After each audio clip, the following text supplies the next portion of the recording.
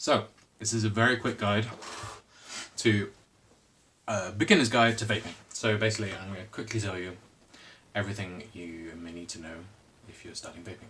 So, whole idea of vaping is to get you off cigarettes. To get you off cigarettes you need the nicotine. So the vapor that I'm blowing out is a mix of two chemicals and nicotine. And the vapor that I'm breathing in obviously is the same. The two main chemicals are propylene glycol, which is, propylene glycol and vegetable glycerin. They're both kind of, the vegetable glycerin is thick. The vegetable glycerin makes the clouds whiter and more dense. And then the PG, propylene glycol, is thinner. And this is more of a flavour carrier. So you'll find this in a lot of medicines, like Calpol is a flavour carrier. This is breathed all the time. Vegetable glycerin, this you'll find in smoke machines. That's why it's in here, to create smoke. So whenever you read the ingredients, it will say 50-50, etc. So 50-50, obviously you're going to have half of this, so you're going to have medium clouds and a strong flavour. But you'll also find the higher the PG, which is always the first ingredient when listed, the second ingredient, the higher the PG, the more of a throat hit you're going to get. So you get like a raspy feeling in your throat when you're vaping with the nicotine. I find more VG, so the second of the numbers, where if it's 50-50, 60-40, 70-30, whatever it is, I find the more VG in there, the smoother it is and the nicer it tastes. But obviously it's thicker, so it won't go in some tanks that you can buy. So that's what's in the juice. Obviously you have flavours as well. So like flavour concentrates, I buy my own, so I buy little flavour concentrates, I mix them at a ratio with that at 70-30, somewhere around that, and then I mix them up and I've got my own flavours. So you can buy them pre-bought. The cheaper the liquid, normally the thinner it is, but I think that's changing these days, and also the better flavours you get, the more you spend. So the vapour isn't particularly harmful. It has nicotine in it. Nicotine you need to really equate to caffeine. It's not bad for you, it doesn't damage you, because it's just the nicotine. There's no tobacco, there's nothing on fire that you're breathing in with cigarettes. And the nicotine is addictive, obviously, much like caffeine is. And it does give you a buzz, much like caffeine.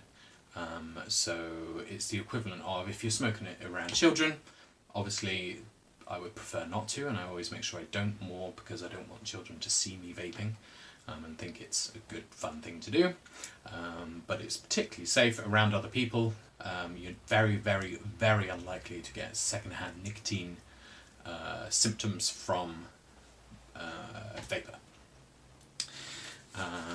So nicotine strengths start very, very low, obviously 0 being no nicotine, and then I go for 3 milligrams, so, or below sometimes when I'm making it myself. So in the stores now you get these little bottles, which I don't have to hand, and then you get your juice, your flavoured juice, you put the nicotine in, and they'll tell you in the shop how much you need to add to get it to your required strength. Obviously the higher the milligrams, so milligrams of nicotine in your juice, the higher the nicotine hit you'll get. So if you're just coming off cigarettes, you might want to go for a higher milligrams.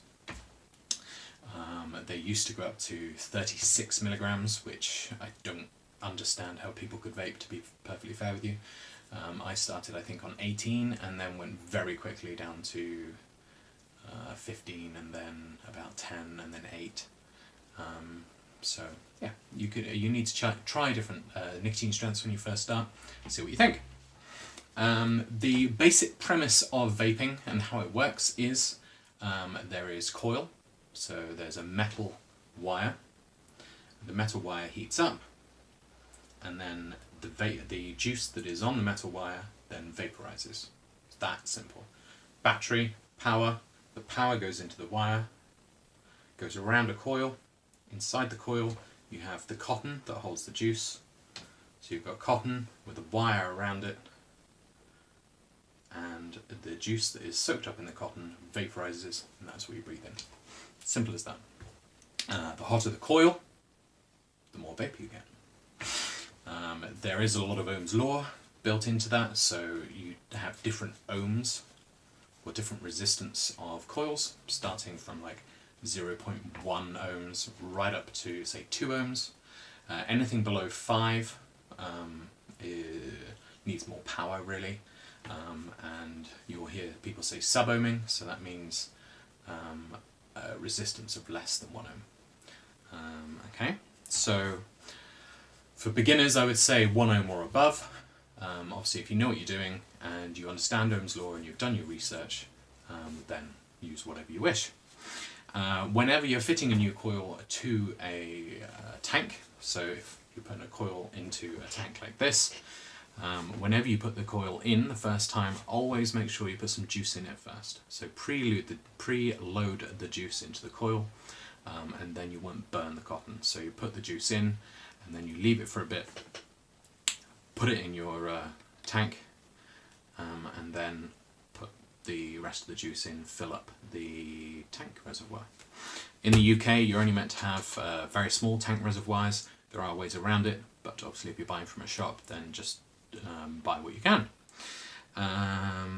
Okay, so there's lots and lots of different mods you can use to put your tank on to it, because obviously you need the power to go into the wire to heat up to give you the vapor. So mods, mainly you're going to be looking at something around about this size. They're called mods because originally they were modified, there were people building them themselves. So for instance, this is just a generic mod. This one's quite old, I've got stickers all over it. This one you take apart, you put 2 batteries in it, you make sure you follow the guides on there to make sure the batteries are in the right way. Most devices you click 5 times to turn it on, you select, so this is what they call regulated, because it's regulated by what you select, and it's not going to, it's always going to give you the power that you choose. So then you turn up your watts, so your watts go up and down to designate how hot your coil is going to be. So new coils start at a lower wattage, work your way up to something that you feel comfortable with. So that is a standard kind of box mod. This one comes with batteries that you have to charge separately, or some of them you can charge direct through here, which is called pass-through, because it means you can charge it whilst using it, so you're passing through the power. Other types of mods, you can get the same kind of thing but with a inbuilt battery like your phone has, a lithium battery, and those batteries will charge internally. You can't remove them, but they're good, they will give you lots of power, but I prefer to have separate batteries so I can carry separate batteries with me, so if it runs out I can replace them. So this is a normal kind of 2 battery setup. Then you have bigger ones. This one takes 4 batteries. As you can see, it's huge, reason being it will last me a day and a half, and I can push out as much power as I wish, because I like to use high power and lots of vapor, because that's what I find satisfying, because I haven't smoked now for 3 or 4 years, so it's the vapor that I kind of enjoy. So if I open this one up, you can see there's no batteries in there. I've just dropped them out into my hand. These are the batteries. They are called 18650s. You can see on that one it says 18650. Most of them are going to be green in colour or blue in colour. Always make sure you get batteries from a reputable dealer, because obviously they do have a chance of having issues with them. As long as you follow your battery safety and use your mods correctly, then you are always going to be fine. Different types of tanks. You also have, the other type of mods. These are single 18650s. These don't have any buttons on. These you cannot regulate. Basically you put the battery in and it gives all its power all at once. So don't use these unless you know what you're doing and you've done your research. If you haven't done your research or somebody's shown you how to use them, just stay away. The different types of tanks like this, which you fill up, have coils you put in. another type of tank. This is what they call a rebuildable atomizer, because you make these tiny little coils yourself, and you put them in, and you put the cotton in, you build it yourself, but this is more for a hobbyist as opposed to a beginner. So yeah, that's that. Different types of bottles. This unicorn bottle, because of it looks like a unicorn horn. These are quite good for fitting in your pocket, and you can drip from them easily. Then have these types of bottles, which are a bit thicker, same kind of shape. These range up to huge ones, like this kind of size. These are called gorilla bottles, reason being that's the branding. If you look on the bottom, there's a gorilla. You then have glass dripper bottles, like with a little pipette in it. And you have kind of squeezy bottles. These come in all sizes, usually quite small. If you're buying like small bottles of juice, then you'll get one of these, but a lot smaller.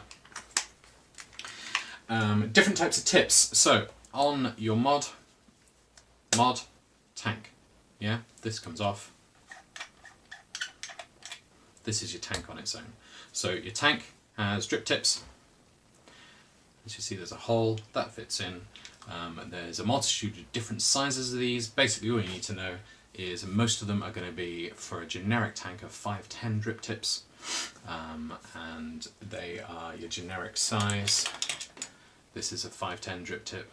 I've got a whole fucking tub of them, but and then you've got 810 drip tips, which are much bigger. So, for instance, on this mod, this is an 810. As you can see, it's bigger than the 510. So that's your basics. That's all you really need to know. Anything else you want to know, feel free to ask me. Otherwise, go to your local shop. It's always better to go to your shop and buy stuff than online, especially for a beginner, because you get the advice. And yeah, there's loads of communities on Facebook and everywhere, YouTube, and you can get advice there. Thank you very much. Have a good day. Sorry if the video was a bit long, but I want to try and cover everything that you would need to know as a beginner. And yeah, whatever you do, make sure you do your research, make sure you're being safe, and enjoy getting off the cigarettes.